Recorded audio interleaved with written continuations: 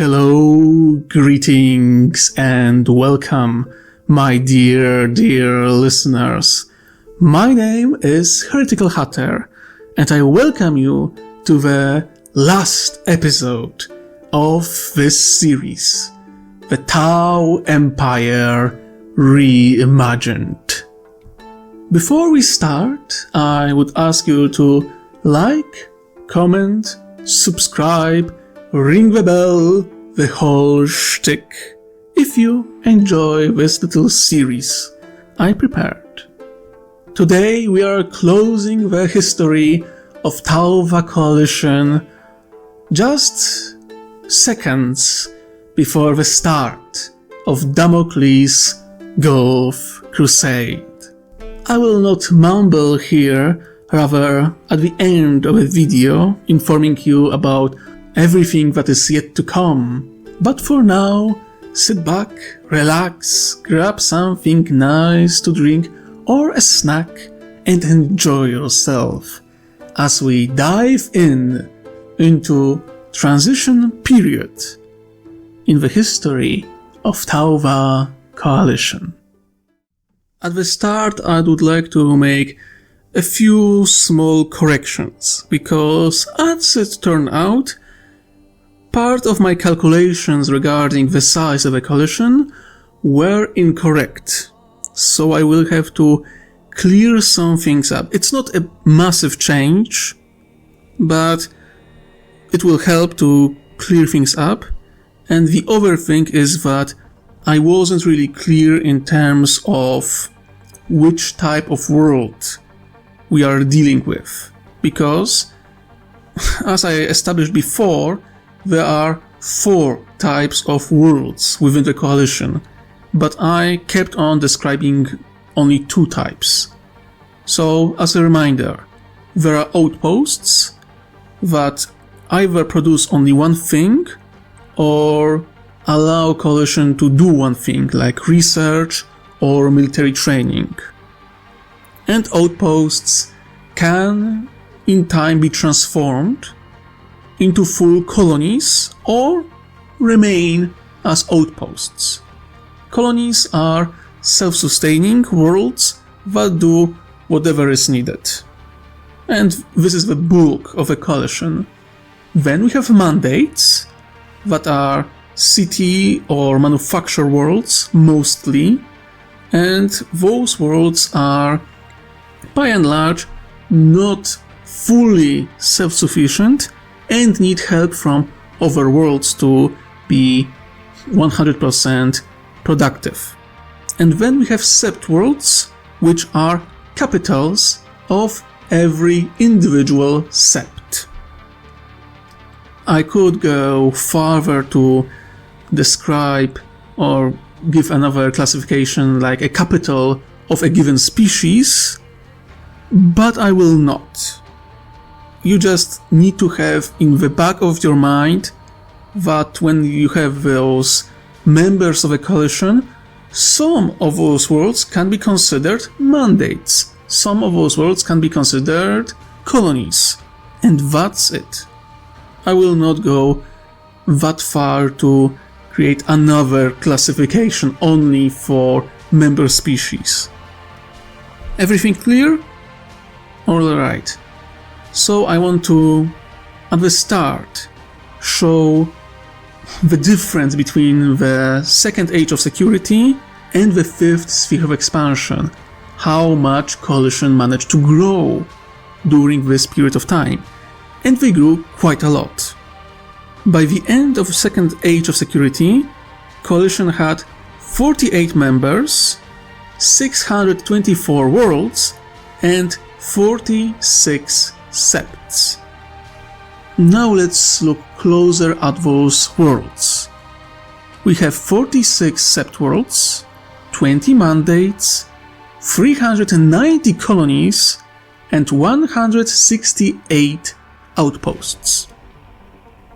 It's a lot, that's true, but the size of a coalition will grow.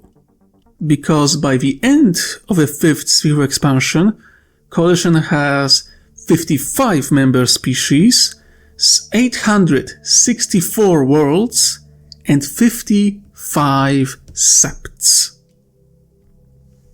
Reminder that unofficially Coalition has 56 members because of the kin of the Leagues of Votan. One of my viewers said that the Iron Kin should be considered a potential member as well as 57th species. I am not going to include them because the AI isn't really considered a person within the Coalition. They are treated well and they have a lot of purpose within the Coalition, but they aren't members of the Coalition. So I will keep it that. The Ironkin are still treated very well within the Coalition, but that's mostly because they are very closely connected to the Votan, to the kin.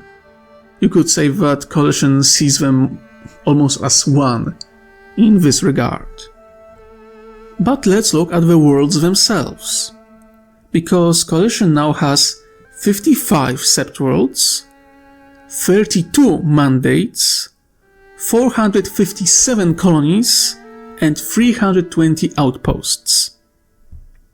So, by the end of the 5th sphere of expansion, Coalition has 7 new member species, with Votan or kin being called the 8th, unofficial, 240 new worlds, with 9 sept worlds, 12 mandates, 67 new colonies, and 152 outposts, almost doubling the number of outposts during one expansion. And of course, 9 new septs. Looking at this, you can clearly see that during the 5th sphere of expansion, Coalition went for quantity rather than quality in terms of worlds. And of course, the Teros Kingdom joining the Coalition made them grow 60 worlds.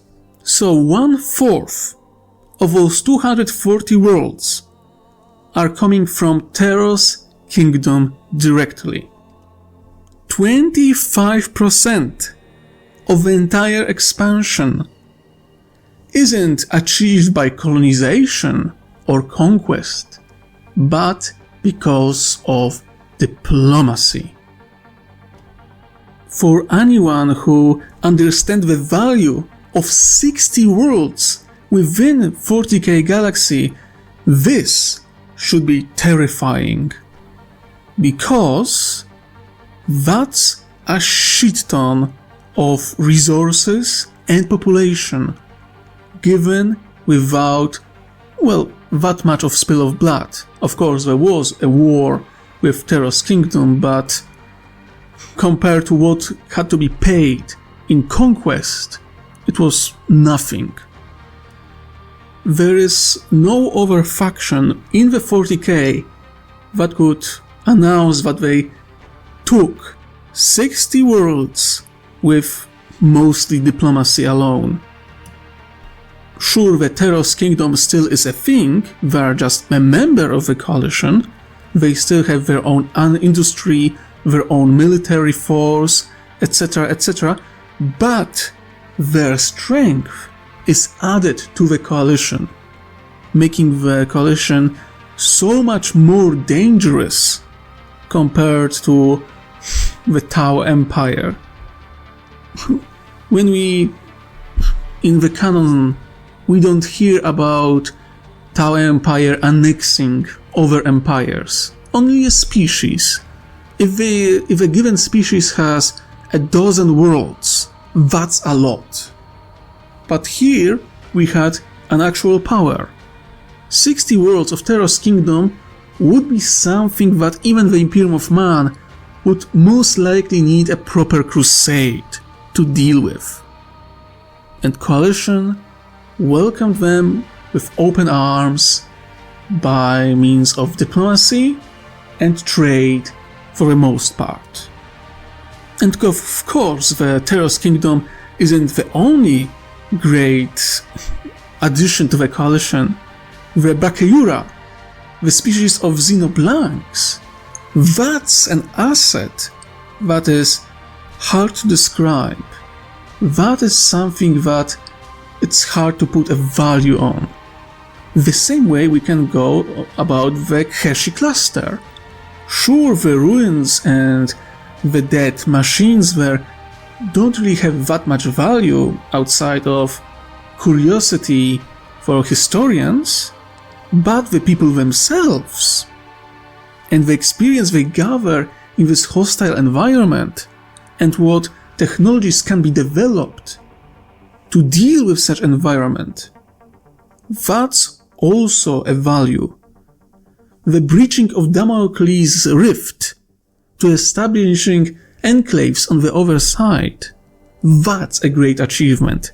Dealing with Helios Kingdom or Helios Empire, that's eliminating a great threat, not only to the coalition, but basically if Helios Kingdom or Helios Empire survived all the way to the breaching or breaking of the warp storm barrier, they will be considered a threat to the Imperium of Man as well. Maybe not a major one, but still in this region of space they will be considered problematic. Especially if one of the traitor legions decided to storm in and take over the Helios Empire. Then their problem, well, they would become far bigger problem. Especially if Iron Warriors took this empire over. Oh boy, that would be so problematic.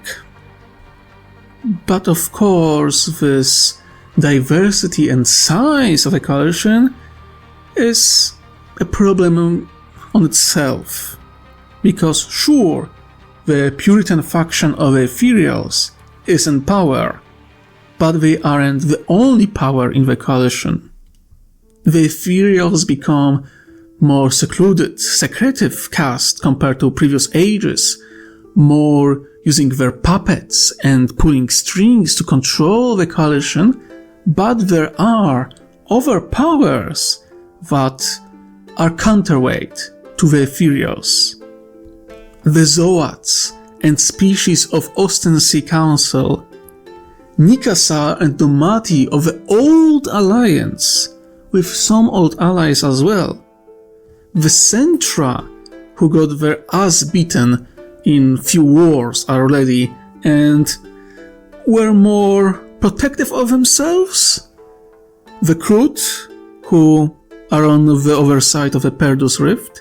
The Mechians, who are always more independent than others. And of course now the Tannin, the Teros Kingdom, who as a young member and one that joined willingly into the coalition has more power than many other members of the coalition and is relatively less reliant on the coalition as a whole. And of course there is a question why those factions wouldn't break away from the coalition. Well, the reason is simple. As you probably remember in the history of the coalition, there was more than one moment when a threat to the entire sector arrived, and only because coalition was united, those member species of the coalition managed to survive. The orc invasions, the wars against followers of chaos. Without the coalition, those threats would most likely win.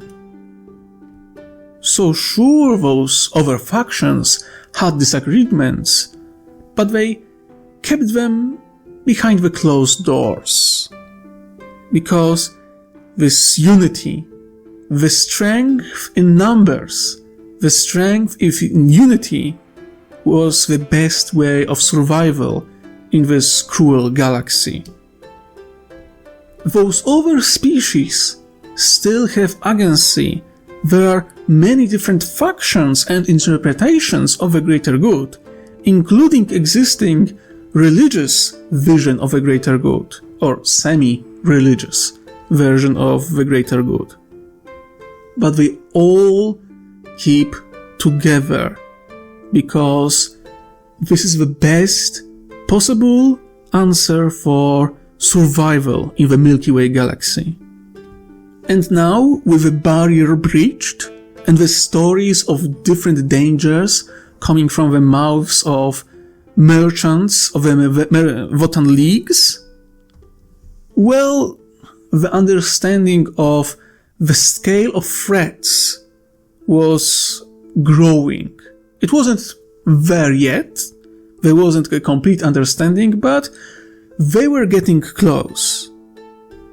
Petty internal conflicts between members of a coalition mean nothing to the orcs, mean nothing to the crusaders of the Imperium of Man, mean nothing to the followers of chaos. Well, technically, they mean something because they could use it to spread corruption, the same way Drukhari can use those conflicts to cause a rebellion or a greater scale split within the coalition. Sure, there are such dangers.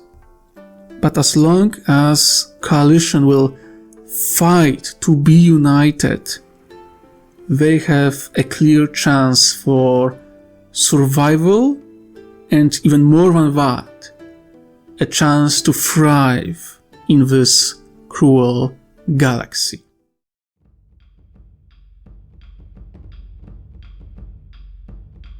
But to survive in this grim, dark galaxy where war is a constant, one has a need for heroes. And the transition period that lasted from 700 to 742 Millennium 41, or 7107 to 7158 Era of Unity, ensured just that the heroes were born in this rather short, from the galactic perspective, period of time between the end of the fifth sphere of expansion and the Damocles Gulf Crusade. Of course, some heroes would become more renowned than others. There is, of course, the Great Three students of the legendary Commander Pruetide.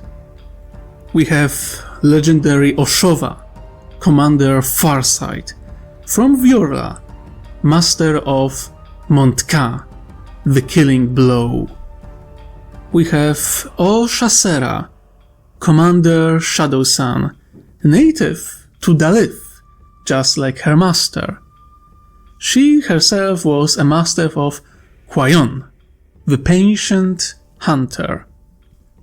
And of course, the least known commander, the least known student, one that got almost close to zero love from Black Library books or Games Workshop itself, or Kais, which I named Commander Silent Storm, because he didn't have a nickname.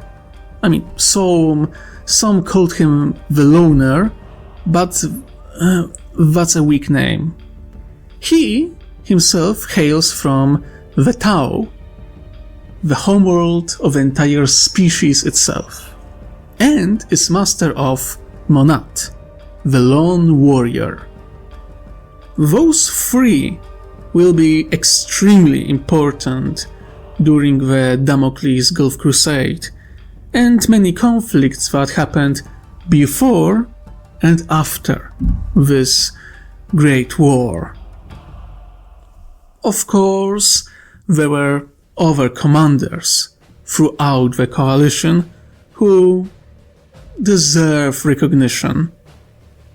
I mentioned Farsight, so it would be crime not to mention his comrades, Commander Bravestorm that comes in close with a massive fuck-off power fist on a crisis battlesuit to clap some cheeks. Next, we have a student and pupil of Commander Farsight himself, the Commander Brightsword, a dude that decided that 2 fusion blasters can be transformed into swords, and he goes in to show that the Tau can fight in close range, they can fight in melee. And I assure all fans of the Imperium that when you transform 2 weapons that are equivalent to meltaguns, and not a light meltaguns from the Imperium, into bloody swords, they can cut through most things. And of course there is Commander Shavastos, a fine warrior with very strong will and someone who was ready to accept his own failures and seek counsel of those greater than himself, like Farsight, a hero through and through. But there were others. We have Limao Teng, Admiral of Coalition Navy. We have Ralai, a commander who was more focused on defense rather than offense.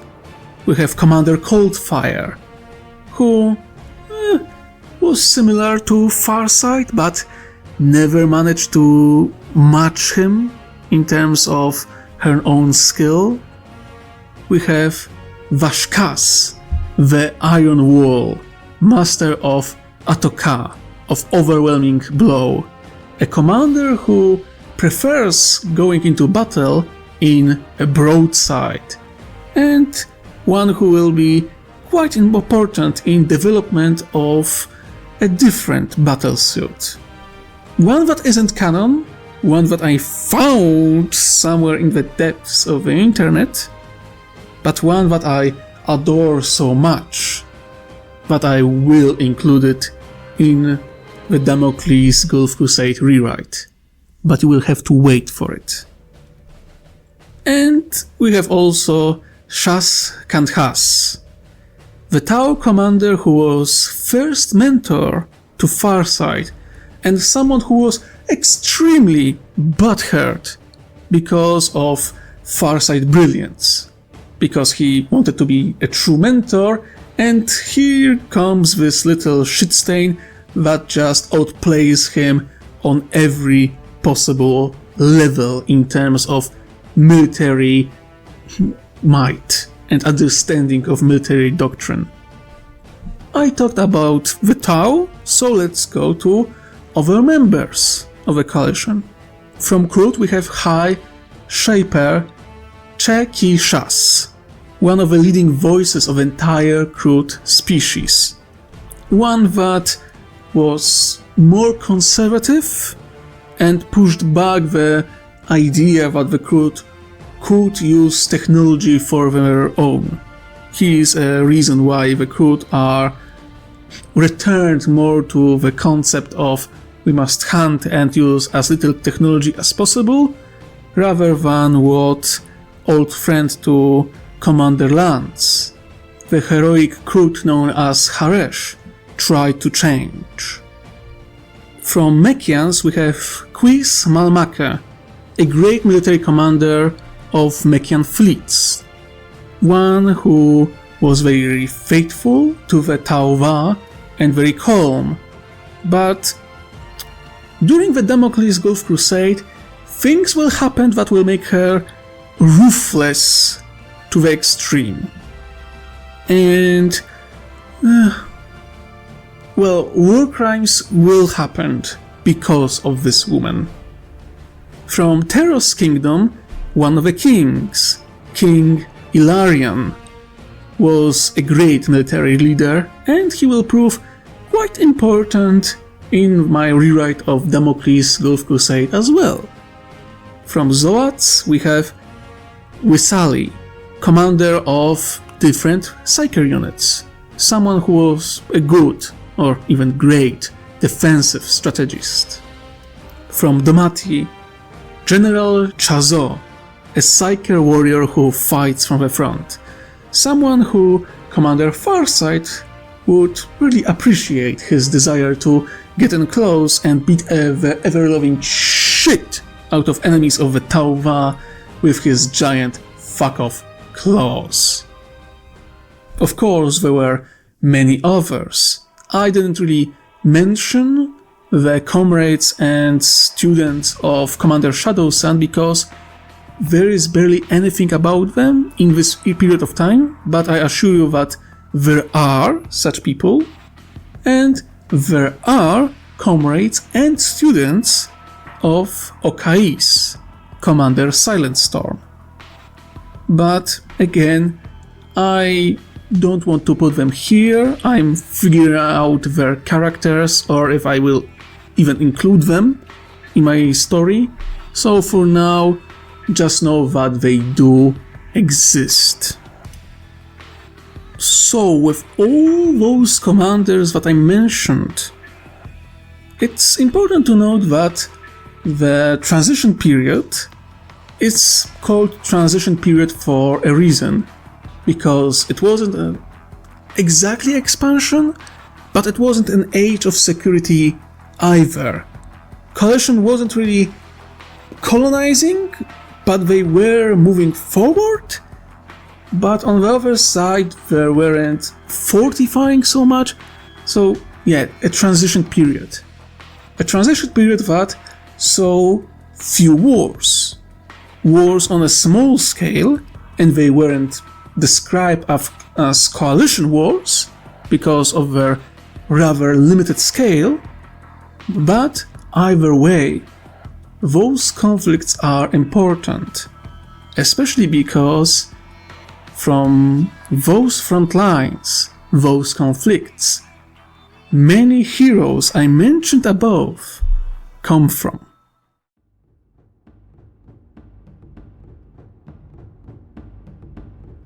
As I mentioned, there were multiple conflicts and wars during the transition period.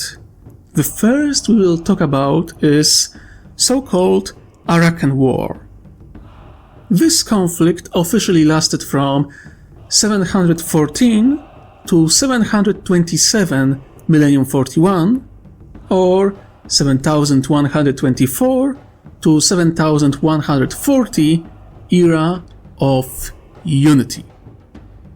On the border of Damocles Rift, in the galactic south, Coalition encountered warp-tainted, twisted species of insectoid arachnids, known simply as Arakan.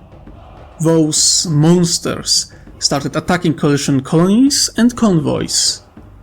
Coalition answered with brutal efficiency after Ethereals announced that this xenospecies isn't capable of accepting the greater good.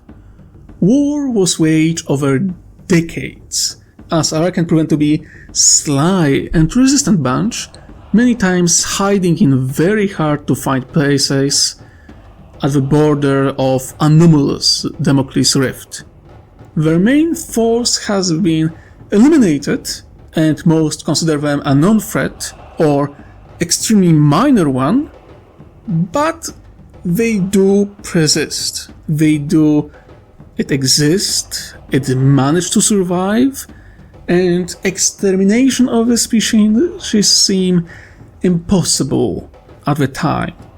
We get some visual representation of what Arakan look like in some books of the Black Library. I personally see them more like the arachnids from the Starship Troopers. I will say it again, and I will say it as many times as I need to. I will not be reinventing a freaking wheel every single fucking time. Arakan are spider-like, vicious bug species. Starship Troopers have arachnids that are spider-like, bug-like spiteful and vicious species. So, from my perspective, Coalition fought a bloody arachnids from Starship Troopers and beat them into the bloody submission. The bastards survive, they manage to hide in few places, and they are still a bloody problem, but nothing that Coalition can't stop or deal with. This war, this conflict, is extremely important for the narrative coming in towards the Damocles Gulf Crusade, because every single student of Puritide, Farsight, Shadow Sun, and Silent Storm all fought as lower rank soldiers against this menace. During this conflict, they were recognized as talented, truly talented, and given to Commander Puritide to train on the Dalith itself. Important to note that they were from different septs, so they weren't fighting in same units. They were fighting on the same battlefields many times, but they didn't met until they went to Commander Puritide to train on Dalith. However, this shared experience of horror and bloody conflict against the Arakan ensured that next to the training under Commander Puritide, they became bondmates. Reminder, bonding, creation of a bond of Talisera, is something like establishing a family of your choosing. The Tau have concept of romantic and sexual partners, of, well, creating families focused on producing children, offspring, yes. But bondmates is like a family you create through duty, through understanding.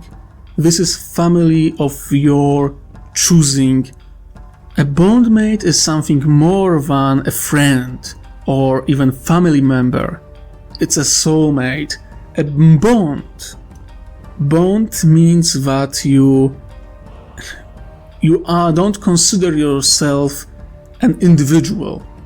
You are part of a bond. Every single member of a bond is a part of a whole.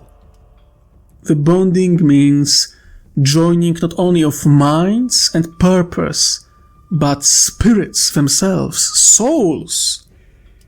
Bond is very important for the Tau. Not all have one, but it's extremely valuable and very hard to break. Breaking a bond is considered a taboo, one of the greatest taboo, a treachery against entire Tau culture, something personal, you could even say. And those three became bondmates because of their shared experience and shared training.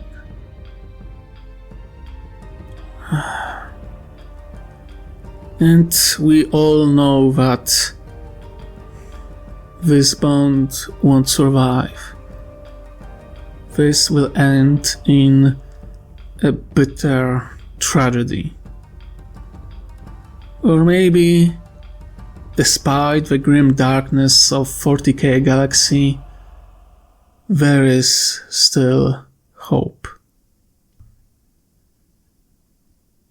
The next war I will talk about is Arkunasha War, that lasted from 728 to 738, Millennium 41, or 7143 to 7155, Era of Unity.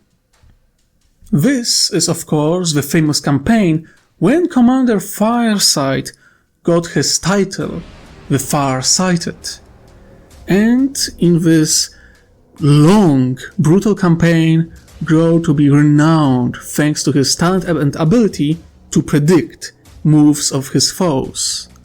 It was where Farsight learned to use environment for his advantage in large-scale battles, and where he started his deep friendship with warriors that I mentioned before.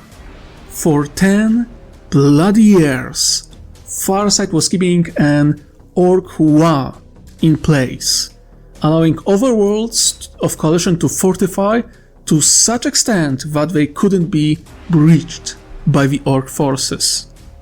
Arkunasha was critical for Coalition plan to enclose the Beast's Eye anomaly and kill all the Orcs within. The Orcs specifically invaded this world because it was another step for the Coalition into breaching the Orc territories. Farsight kept the Orcs occupied for a decade in this brutal conflict over this one singular world, using very limited number of resources. And Coalition High Command wouldn't give him more, because they were preparing for another sphere of expansion. And after Farsight was extremely close to victory, the Ethereals themselves, now far more secluded and secretive group of people, came to Arkunasha and ordered a retreat. This was the first time that Farsight questioned decisions of the Ethereals. The world that he fought for a decade was technically lost, but ironically the Ethereals were correct, because after Coalition retreated, the Orcs didn't have anyone to fight against. They tried to attack other worlds in this region of space, but as I said, they were extremely fortified, to the point that this Orc War had no chance of breaching those defenses. So, with no good fight that they could win, they just packed their shit and left. And as they left Arkunasha, with vast majority of the Orc population, the Coalition returned to Arkunasha merely 1 year after the retreat, and recaptured it without any problems.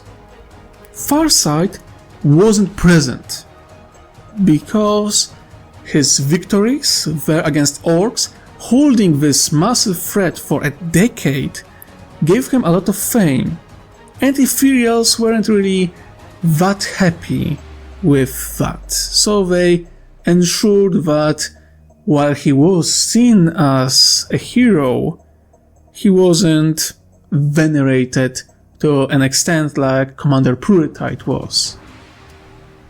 Next conflict is the Black Reef War, that lasted from 728 to 730 Millennium 41, or 7143 to 7145 Era of Unity. It was a relatively short conflict between Coalition and alliance of pirates, renegades, rogue traders, and Fusinos. This alliance of bandits, pirates, and other scum thought that they could establish a proper base within Coalition territory, hiding outside the watchful eye of the Imperial Navy. With the barrier of the warp storms falling apart, the heart and other territories of the Damocles sector were opened for pirates, and they wanted to establish bases in the Damocles sector so they could still be a menace for the Imperial Navy in neighboring Jericho sector. During this campaign, it was a first time that Coalition made contact with Loxatl, a fascinating species that works as mercenaries to many different forces throughout the galaxy. They are known to sell their services to basically everyone who is enemy of mankind, or the Imperium of Man more specifically.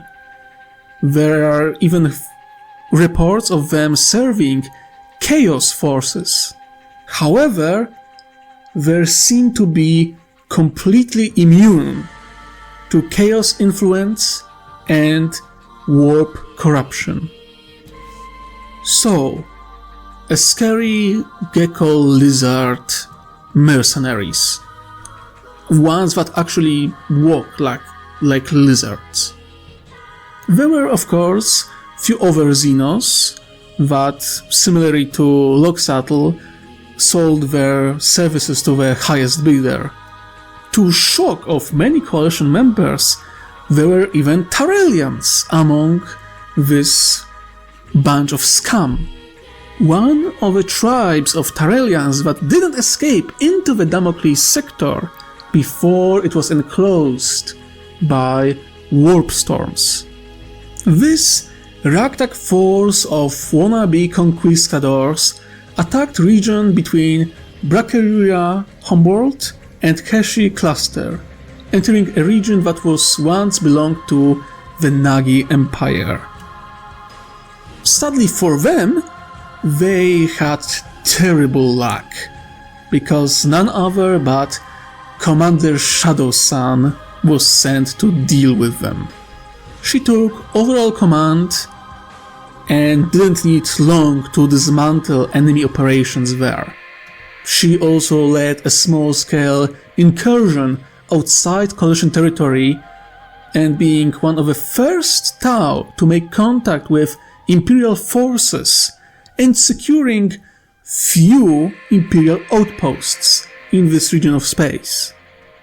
Yes, Commander Shadowsun might be one of the very first Tau commanders in Coalition history to fight against forces of Imperium of Man and score a victory. Sure, there were very small garrison on backward planets, but still, a win is a win. Commander Silent Storm, Okais, took part in numerous secret missions given by the Ethereals themselves. From what it's known, it seems that he is responsible for elimination of crucial VIPs or other important targets throughout human worlds that not long after his operations join or were annexed by the Coalition. However, while information on those operations is rather limited, Commander Silent Storm is more known from Reef War that lasted from 727 to 744 Millennium 41 or 7142 to 7150 Era of Unity. When Farsight was holding the line on Arkunasha and Shadowsun was dealing with the wannabe conquistadors, a force of orcs that survived the 12th Coalition War attacked the south of the Coalition. Commander Silent Storm was responsible for holding the young colony of Firios, a colony that would be transformed into a fortress and be one of the guarding worlds of the south of the Coalition. And while each and every one of those conflicts is important for Coalition history and the history of the three students of Commander Puritide, there is a matter of Coalition expansion into the Imperial Territory, and the main reason for Damocles Gulf Crusade. So let's talk about this.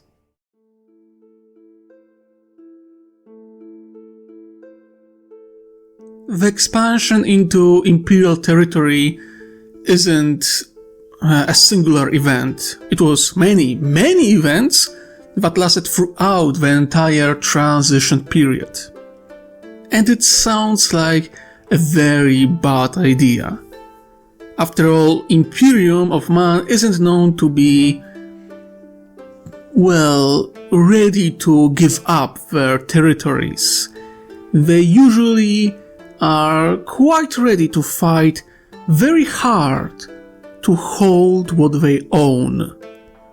However, the first targets of the Tauva coalition weren't the main worlds of the Imperium, but those that were cut from the Imperium for almost 6,000 years. Worlds located very close to the enclaves, so-called Ignus Subsector especially, were relatively easy to secure. The Ignus Subsector was one of the few regions of Damocles sector where Imperium had permanent colonies. Before the barrier cut off the subsector from the rest of the Imperium, it counted well over 30 worlds. However, due to rebellion, madmen, disasters, and aggressive xenos, this number was cut in half. The coalition managed to establish contact with Ignus Subsector during the 5th sphere of expansion, around 600 M41. Within century to 700 M41, the coalition had agents and a great influence throughout the subsector. And not long after that, at the start of the transition period, they took over the entire subsector without too much blood spilled. Like there was no real campaign, no real war. Few special forces operations, few interventions to support rebellions of people who were loyal to the Tauva. Sure, those happened, but coalition mostly sent weapons and very limited number of soldiers to help train and command rebel troops. And again, situations where rebellion happened were extremely limited and usually on extremely small local scale. And local, I mean city or a given region of a given planet, not a planet itself. Titania subsector was another region secured by the coalition. Similarly to the Ignus subsector, it was one of the few regions colonized by the Imperium within Damocles sector.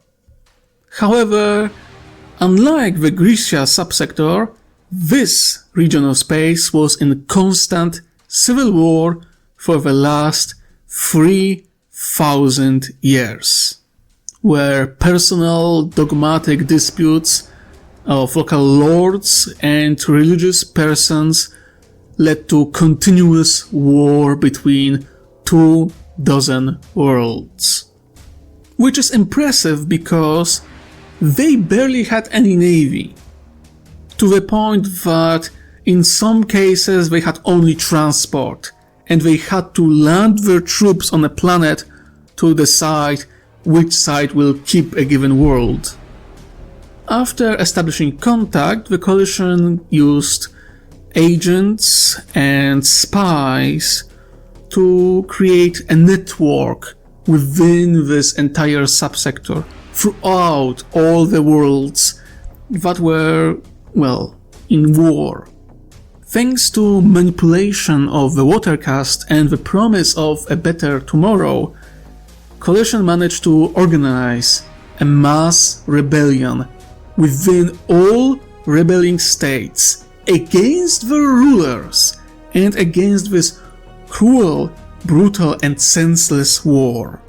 And as the rebels were screaming about freedom and better tomorrow, and the rulers of all those regions had no idea how to deal with them, the coalition forces entered the subsector, giving support and hope to the rebels, and in extremely quick fashion managed to annex entire Titania subsector. Which shouldn't shock anyone, because a region of space that was in continuous war, continuous civil war for 3,000 years, and was split between more than two factions, meant that their individual power was rather limited. And the population was really sick and tired and ready to accept idea of hope. Hope is hard to resist. And coalition, the Tauva coalition, the greater good, gave them just that.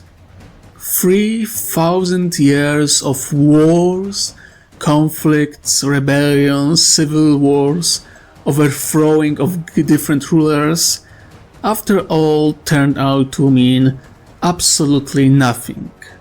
All the dreams and desires of those lords were worthless before the might of a coalition and the rage of simple people who simply wanted to live in peace. Another subsector that coalition took interest in was Ignus Subsector. This region of space, unlike the previous ones, was basically free of colonies or important installations. Whatever could have been there had been either destroyed or evacuated when the warp storm barrier enclosed the sector. The only imperial presence that was in this region of space were patrols of the Imperial Navy. And as they were patrolling this region of space, they encountered coalition outposts and listening stations. Of course, when they noticed Xenos entering Imperial Territory, there were few small-scale skirmishes between patrol fleets. However, the Imperial forces suffered heavy losses. Why? Because that wasn't any proper battle fleet. That was Battlefleet Damocles. Battlefleet Damocles that didn't had contact with a good portion of their worlds for 6,000 years, and basically only very slim ring of territory that wasn't enclosed by the warp storms was still populated by the Imperial worlds. As such, to call Battlefleet Damocles unprepared and unequipped to deal with the coalition is an understatement. This was a battle fleet that was basically fully focused on patrols, and not even heavy patrols. They were using escort craft most of the time. Forces of this battle fleet didn't have anything more than singular heavy cruiser, not a grand cruiser, heavy cruiser, an old one at that. Battlefleet Damocles had maybe 12 cruisers. That's all capital ships that they had. They had maybe 24 light cruisers. Maybe 24. And the rest was escort craft. The entire battle fleet might had 100 vessels together. If they gathered all of their forces to protect this subsector, they could most likely hold it. sure. But they couldn't. They were spread quite thin. So with their forces so limited, so underprepared to deal with organized enemy fleet, local Imperial Command ordered Imperial Navy assets to avoid confrontation and focus on observation of Xenos movements. Yes, Battlefleet Damocles was in such poor state that Imperial Command couldn't order them to attack Xenos. That's how pathetic Battlefleet Damocles was. Although, what the hell do you expect after 6,000 years of not being able to access a good portion of their resources?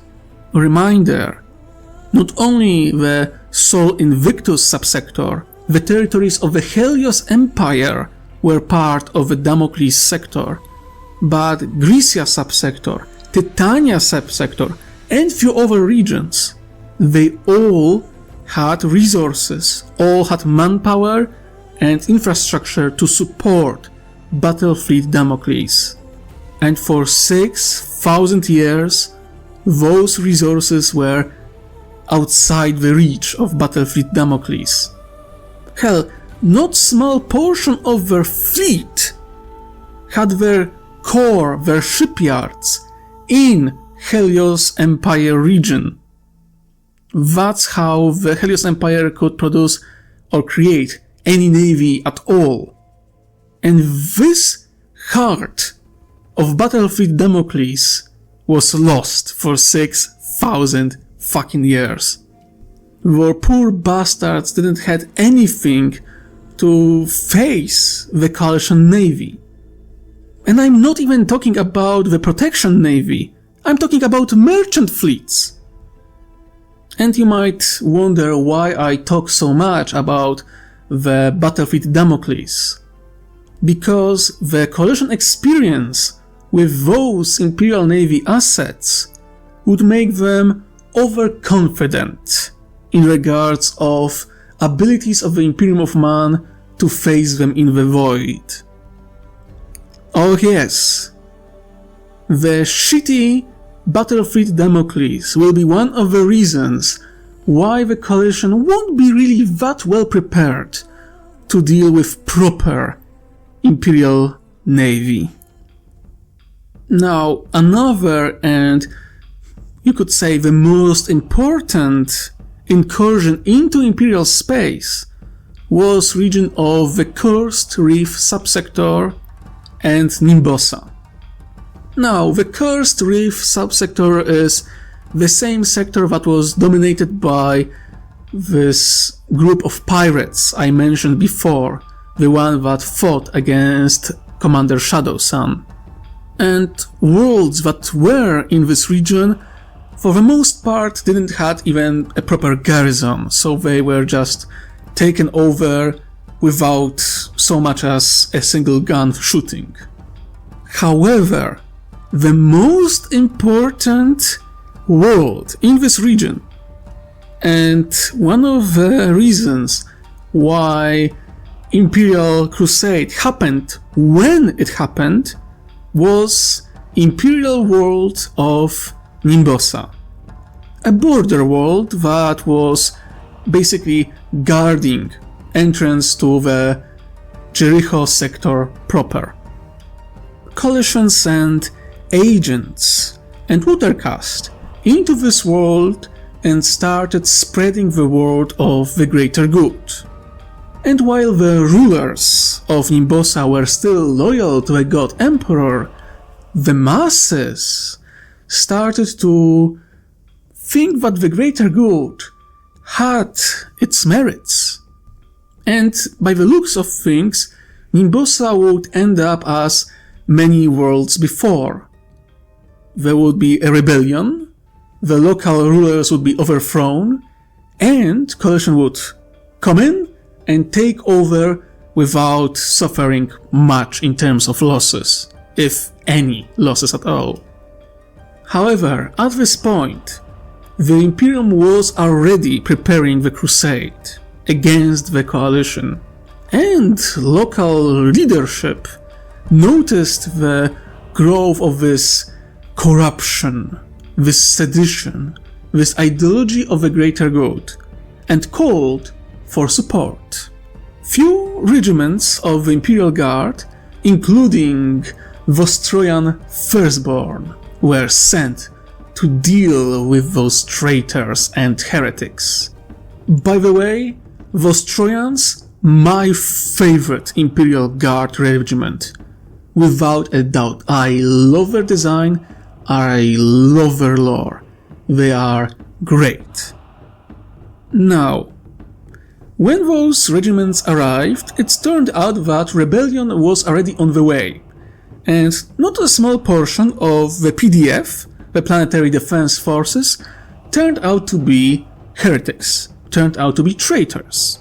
The leadership of Nimbosa managed to survive, but they had, problems keeping the rule of the Emperor on their world.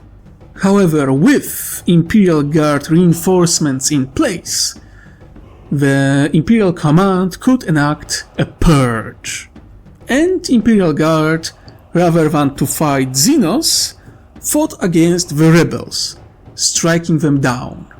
The rebels called for help to the coalition, and coalition sent reinforcements under command of none other but Commander Brightsword, student of Commander Farsight himself. And when the coalition forces arrived at Nimbosa, they managed to take it over within few months. The members of Imperial Guard regiments that were sent to the planet were slaughtered to the last. And you must thinking, wait, hey, stop. You want to tell me that a Tau commander slaughtered Imperial Guard, including prisoners of war? That sounds like a war crime. That doesn't sound like a typical memo of the Tau, neither in the coalition history of my rewrite or the Tau Empire in canon. And here is my answer. The reason why it happened was Commander Brightsword himself. I would ask you to put yourself in the position of Commander Brightsword. Not long ago, he was part of a war against the orcs. He spent a decade, not small part of his adult life, protecting Arkonasha, doing all in his power to protect people of this world. Then he arrived at Nimbosa, and he saw Imperial Guard slaughtering their own people. Something like rebellion is unheard of within coalition. Slaughtering your own people is unheard of within coalition. You just don't do it. The only event when it happened was when the Chaos Corruption or Psyker Parasite took over those people. Those were exceptions, not the rule. And here we have someone from Viorla, people who are known for their short temper and burning emotions. A hero, someone who dedicated his life to protect people, to fight at the front, to fight face to face in melee combat against the monsters of the Milky Way galaxy. And then he saw Imperial Guard slaughtering not only the armed rebels, but women and children, committing a purge.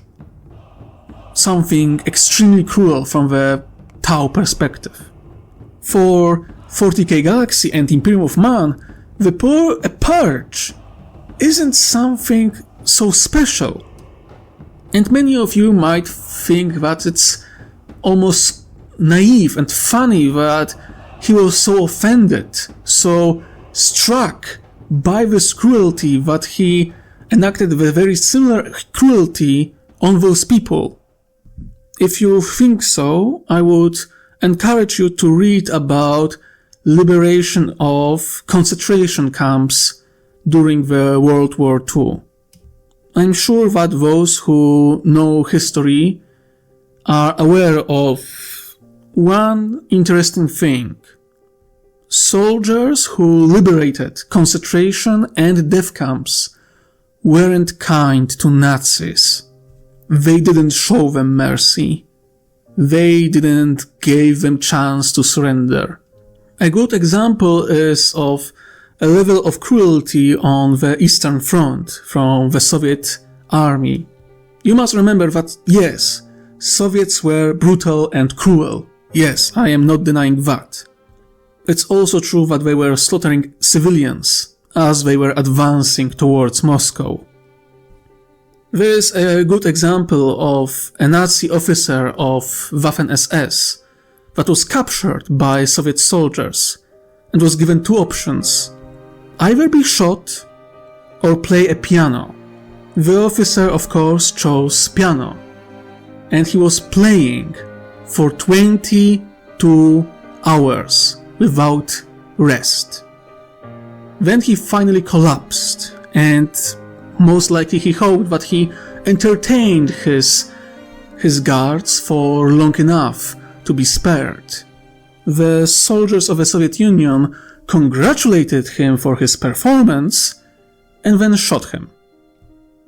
Of course, there are also examples of soldiers of the Western Allies who, after discovering the level of cruelty in the death camps and other regions of occupied Europe, that weren't showing that much mercy either.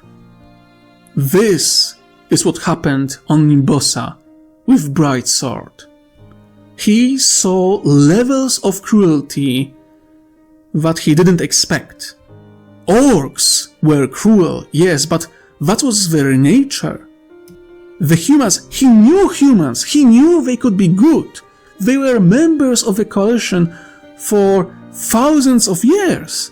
He knew humans who fought for the greater good. And here were humans who were slaughtering their own kin in cruel and brutal fashion only because they followed the greater good.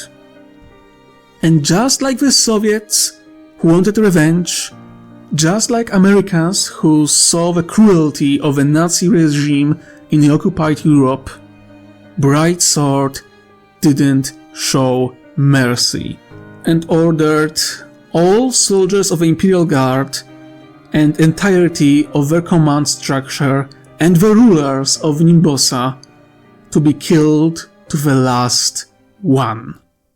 As to how coalition managed to destroy and deal with few Imperial Guard regiments in so short amount of time, the answer is again simple and connected to battle fleet Damocles. Total air supremacy. Coalition simply bombed those regiments to the ground. Within first week, Coalition took full control of the void and the air. It was also first time when proper Imperial Guard forces faced against the forces of a coalition, and the regiments on ground simply had no idea what they were dealing with. They had no idea how dangerous the coalition could be, and that's how they met their end. And once again, just as before, it gave coalition a false impression that Imperium of Man wasn't really that much of a threat, because how quickly they dealt with Imperial forces there. Sadly for the coalition, all of this wasn't unnoticed, and soon High Lords of Terra, who were informed of the gravity of the situation by inquisitorial conclave known as Damocles Conclave around 730 M41.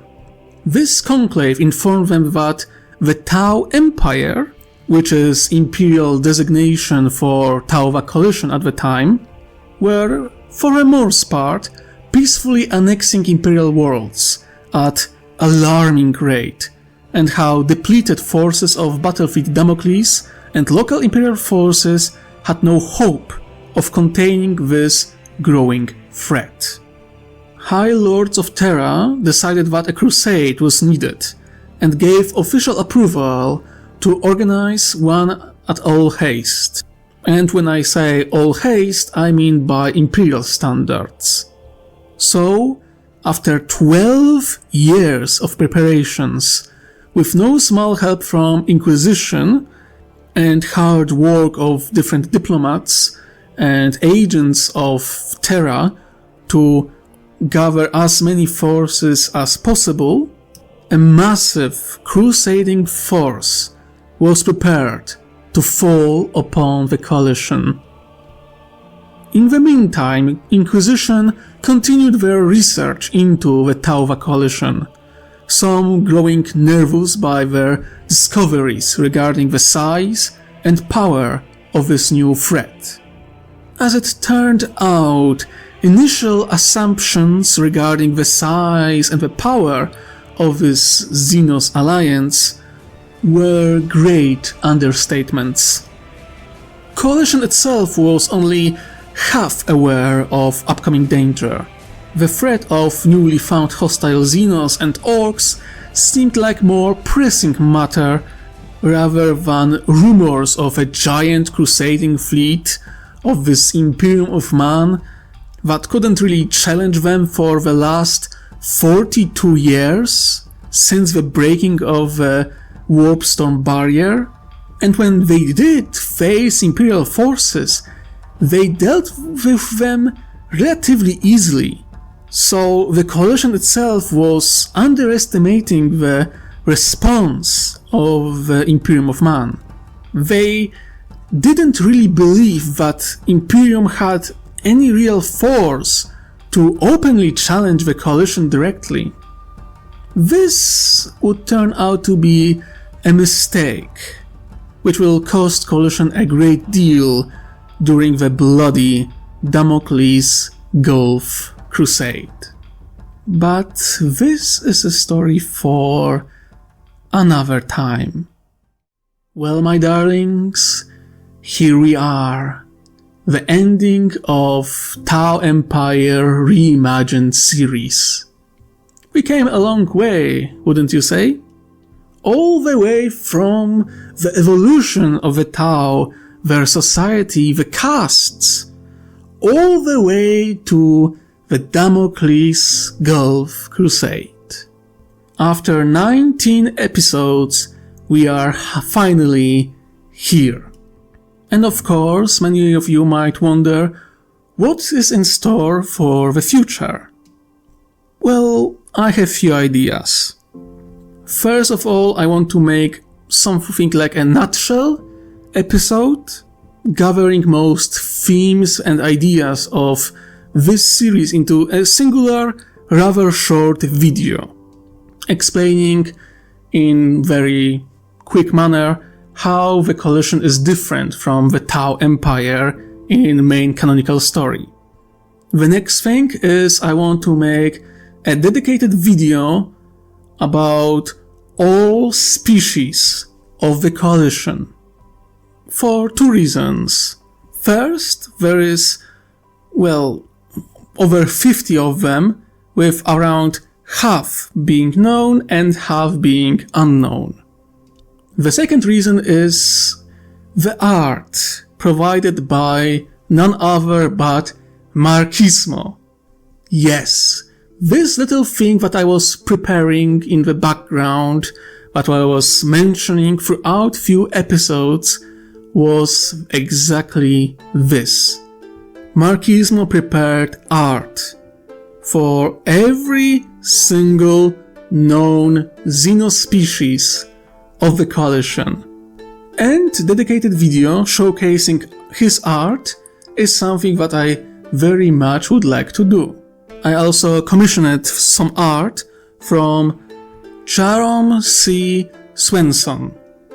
Some of you might know his art already. He created more than a few very interesting art pieces for the Tau Empire, and I have at this time 2 commissions for 2 different species of the Coalition with their void vessel. Because diversity in species is one thing, we need diversity in vessels as well. I'm thinking about asking him to make more art for my project, maybe some actual art like a scene or something, but I will have to balance it out because I have limited budget.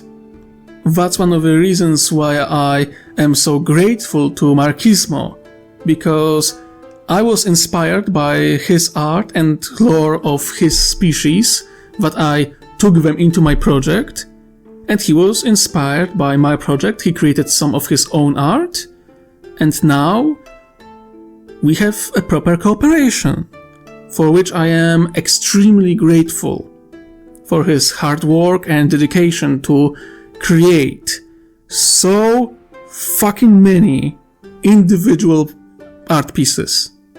So Marcismo, this is my shout out to you. You are great, and I have no idea how I could move forward with my future ideas and hopes for a project without you. Because now I actually have art for every individual species of the Coalition and can use them whenever I like. So those are 2 main things that I want to do. The other things is I want to make few other, let's say, random videos.